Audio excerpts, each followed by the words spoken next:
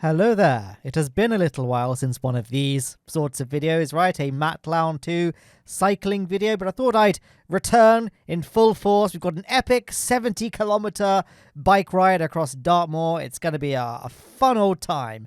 And I must apologize immediately because for some reason, you can probably see, the GoPro was a bit messed up. The ISO is well out of whack. Like, the sky is very, very glowy. I don't remember changing the ISO settings. I'm not quite sure why everything is now so, like, overexposed. This is only a temporary problem as I kind of ascend into the depths and heights of Dartmoor. So, the heights of Dartmoor.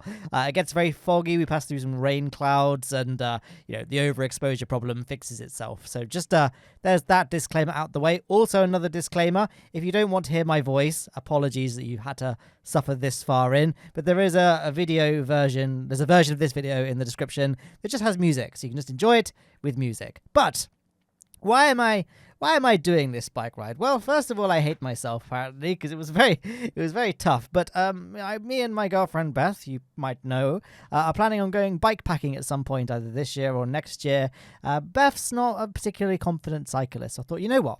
I'm going to go out and scout ahead for a good bikepacking route. So we can do this route, Beth can watch this video, and she can know exactly what's to expect and what's in store. And I scoured the maps, I scoured Google Maps, and I picked out a really nice looking spot on Dartmoor near a little town called Princetown. I guess it's a village, actually, even though it's Princetown. I don't know. I don't care. But there's a little place called Fogginator Quarry. I think it's called Fogginator Quarry. I just glanced at it and I was like, that's how my brain just assimilated it.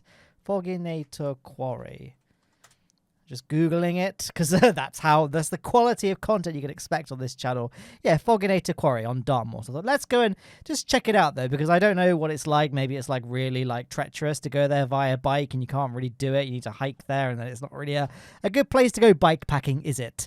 That was the purpose of this bike ride. And also, it's fun to go bike riding and cycling and exercise and enjoying nature and all that jazz. And I guess now is about the time I can actually start enjoying nature. I'm away from all the busy urban and city roads full of cars. And, it's nice now. I'm on country lanes. No real vehicle conflicts to be worried about.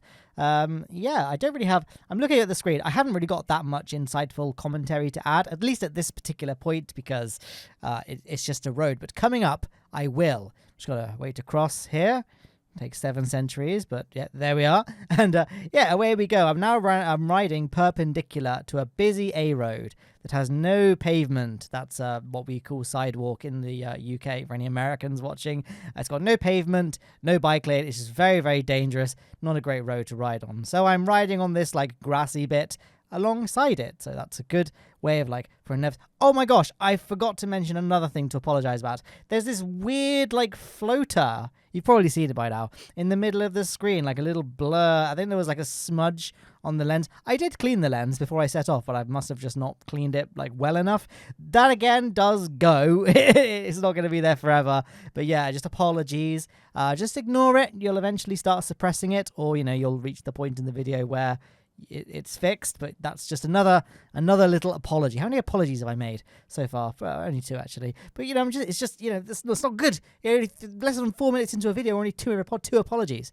But yeah, what's going on in my life? Oh, I'm riding my Hardtail. I should have said that.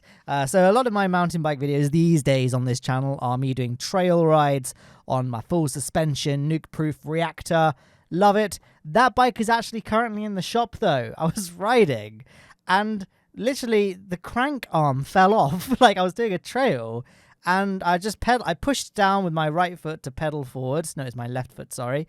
And the crank just fell off the bike and I was like, oh my gosh, I didn't know that could even happen. So I picked it up, tried to bolt it back on, and literally just all the teeth that grip the crank onto the spindle, I don't know the proper names, were all completely worn out. So literally I had to just walk back to the car. It was a real shame. I really cut a nice mountain bike ride short. And so that's now in the shop. There's a global shortage of the particular part that I need, but the shop have managed to source a replacement crank that's different, but it's the same dimensions as the one that I need. So I'll have asymmetrical cranks, but the length of them will be the same, which is all that really matters, at least when you talk about amateurs like myself. yeah, it's a real shame how overexposed the videos. But then some bits look fine, don't they? Well, not this bit, to be fair. But yeah, it's a fun old bike ride. This, if you're ever in the Plymouth area, I wholeheartedly recommend it. It is a long old way, especially doing what I'm doing, which is starting from the middle of Plymouth city centre. I would probably not recommend doing that. I would just drive to a place called Burrator Reservoir, and you could like look at maps, see what I'm doing here. Like it's pretty easy. It's a very well marked out route. It's called the Puffing Billy Trail, I think. What's it? Oh, I don't know, actually. Is Puffing Billy the Ivy Bridge one, actually? I'm going to Google this now. Puffing Billy. Ah, no, it's not. It's Puffing Billy is in Ivy Bridge. Ignore me. But also, the Puffing Billy Trail in Ivy Bridge is very good. I've done a video on this channel. I'm not going to put a card on. It's too much high effort for this channel. But you just follow through. I've got 10 videos in total on this channel. There's a video called the Ivy Bridge Tramway. It's called Puffing Billy.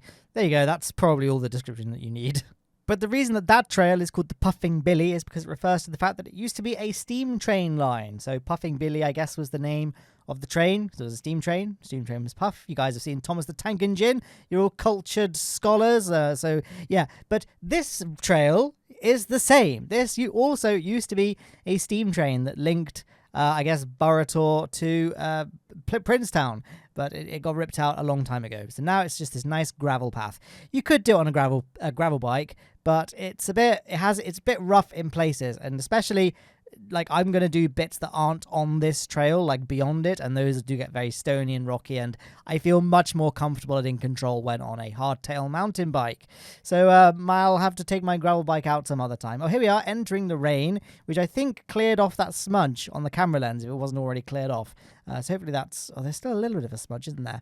I think what isn't helping is the fact that it's so overexposed. Anyway, you see that rock formation on the left just there? That's the Fogginator Quarry that I was planning on potentially camping at with Beth. So let's go check this. Let's go check this out. And I immediately messed up. I'm using this like really rubbish sort of grassy trail to enter it, but then it turned out there was like an actual gravel there. See, there was a gravel path that I could have if I just carried on my route a little bit longer, I would have found this gravel path. It would have been much easier. But yeah, that's the whole point of this mission. It's reconnaissance. It's scouting. If I only had a nuke-proof scout, then I could say that I'm really doing a scout mission on my nuke-proof scout. But alas, I have a Ribble, which has got the best name ever, this bike. It's a Ribble HT29. There you go. And there's a picture of it, by the way. I stopped to take a nice photo of my bike. Obligatory for anyone, any budding cyclist. But I guess the forks of this bike are called the RockShox Recon. Reconnaissance, so similar sort of name. And here's Fogginator Quarry here. How magical is that? Straight out of Breath of the Wild, that. Anyway, that was my reconnaissance all completed. I thought, yes, this is a great spot to camp at. And then I noticed this sign. Here is a picture of this sign that I saw.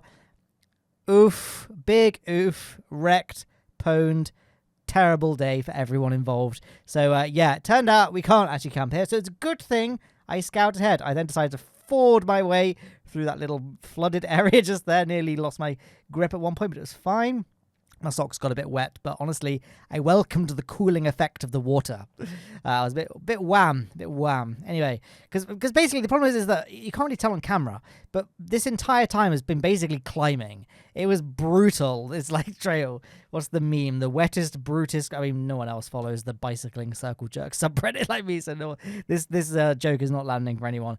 But yeah, it was pretty brutal. It's just all climbing. But now I'm essentially at the summit. I'm at the top of Dartmoor. Well, there's another little climb just here. But then I'm essentially at the summit. We're at the top of Dartmoor, at least, for the scope of this bike ride route. So now it's all going to be descent. So that's one thing. I was kind of worried. I was getting really tired. I had really bad leg cramping starting to happen. I was drinking loads of water with electrolytes and keeping my salts in check and things. But I was still... sort of starting to feel the burn, so to speak. So I was really kind of nervous, but at the same time I knew that there was going to be a lot of descending for the next part of the ride. But first, I'll take this video to show you guys just how windy it was up here. We're very exposed on Dartmoor.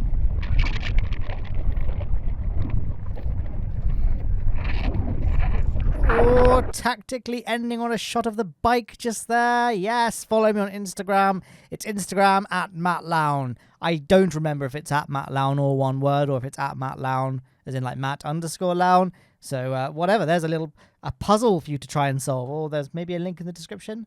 Although I think actually it describes only automatically linked on my main channel's videos. So there you go, another little puzzle, another quest for you all, you know. I just did a 70-kilometer bike ride, and so the least you can do is just guess my Instagram username, and then let me know in the comments down below, what is my Instagram username? I'm very intrigued to hear. But yeah, do you guys, how many of you actually like enjoy cycling? Like, I guess that like most of you subscribe to this channel because of like my main channel, and you're like, oh, there's another Matt Lown channel. It'd be cool to get more insight on space stuff and KSP, and oh, it's just bikes. Except for like a couple of videos like KSP Slander, which is like by far and away this channel's most popular video, and probably always will be this channel's most popular video until I do some other Kerbal space program related thing probably. But hey, I just published my my wobbly rockets video essay to my main channel. That's how you know, if you're watching this in the future, how you can date this in terms of like the scale of my time on the internet. And yeah, it's doing pretty well actually. I had a push notification from Google News suggesting that video to me. So there you go, because like my actual normal email account, Gmail account, is not associated with my YouTube channel. So I guess it didn't know that like it was me this whole time. That's right, Google, it was me this whole time. But yeah, it's doing really well. It's like getting a lot of views, and it got posted to the subreddit, and yeah, people like posted it in replies to the dev diaries. Hopefully it made a difference. Hopefully you guys agreed with the points I made in that video. I was really proud of that video. I spent a long time working on the script for that, and I was kind of nervous that like I would just be making a really controversial point and no one would agree with me, and I would be outcast from the Kerbal Space Program land. But it turns out that basically everyone agreed. There was like a couple of people who didn't agree, which is fine, by the way. But, you know, it was a very, like, one of the most agreed upon videos that I've made on this channel. So, you know, hopefully the devs take it on board. Like, I know the devs are, like, hot on social media. Like, I've met them, obviously. And they're social media guys. They're, like, literally on their phones all the time, refreshing every feed, the Reddit, Twitter, Instagram. They'll have seen it. Like, so I'm hoping that it's made some sort of impact, maybe, in that wobbly rockets aren't as big of a thing in Kerbal Space Program 2 that they are currently, and also that wobbliness just goes away completely. I got no time for it, to be honest. It doesn't float my boat. Doesn't launch my rocket. Is that the equivalent of doesn't float my boat? Anyway, at this point I was getting very tired, I was a bit cramped, and I thought, you know what? I could go a nice off-road route to get back home, but that's going to take ages. I could just use the road, which is very scary here. But, you know, again, you know, car infrastructure takes priority over everything else in this country. And so the car infrastructure is just the easiest and most convenient way to get to my house, my home. So I decided to just bite the bullet, hope I would survive, and get home a little bit quicker. And it turned out, well, I'm doing this commentary, so you know I made it okay. I didn't fancy using the road the entire way back. I thought use that little diversion on that little gravel path. Just get a nice break from the 2-ton death machines. But now we're back on the road once again. And it's really, really not good. Look at that. The bike lane just ends there. Oh, I hate it. But it's quick and it's easy. And I get home quickly. So that's all that matters, really. Hey, we got a little cameo from another Matt Lown 2 video. I saw Johnny walking along just there. He was in my Bike Park Wales 2 videos. They are a little cameo. Small old world, isn't it? Anyway, that's me pretty much finished doing this ride. I'm just like rapidly approaching my house, which I don't want to dox myself, right? So you ne'er-do-wells can't track me down. So yeah, that's the end of the bike ride. I hope you enjoyed this video. Kind of a cut off. I guess I didn't really achieve what I set out to achieve, right? I have no idea where we're going to bike pack. But you know, there's the little summary of the ride, by the way. Hope that is helpful. And thank you for watching whatever this was.